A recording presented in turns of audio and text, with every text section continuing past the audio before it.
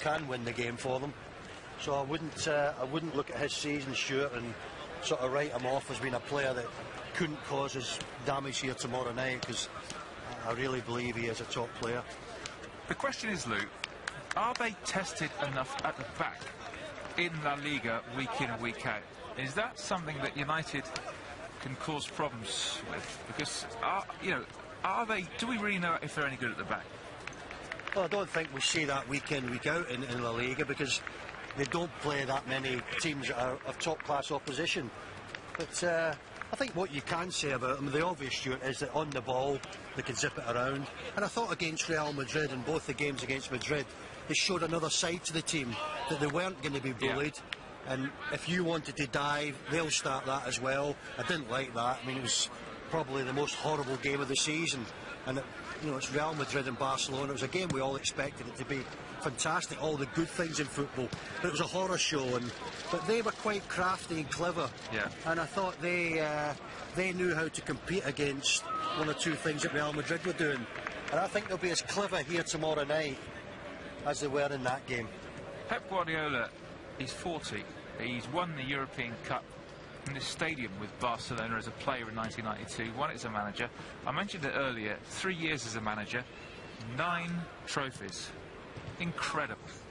Well, we talk about our manager leaving and we talk about the candidates for the job. And to be honest with you, my top candidate before the last, say, 2 or 3 months of the season was Mourinho. But I'd just sort of fallen out of favour with him, Stuart, watching these antics in that particular game, or the 2 games against Barcelona. And I think this fella's jumped ahead of him.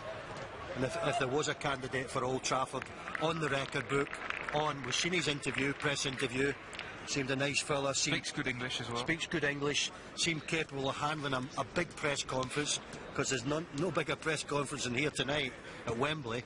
So he's got all the credentials of being a possibility of being the next man. And he's also said, which is quite strange as well, that his time at Barcelona could be coming to an end. Yeah, he's only had sort of 1-year contracts, and says that after a while, the dressing room sort of gets fed up with the manager, and the manager gets fed up with the players. Doesn't seem to work like that at Old Trafford. No, it doesn't. But I thought that was rather strange and bold of him to actually say that. But he's obviously said it for a reason, and maybe that reason is that he would fancy a crack in the Premier League.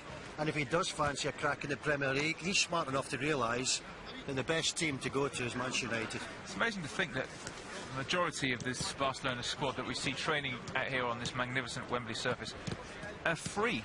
They've just come up from the academy, from the youth ranks. Obviously, they've spent a bit of money on the likes of David Villa, Piqué, who originally started obviously at Barcelona, but they bought him back. But a lot of these players didn't cost anything.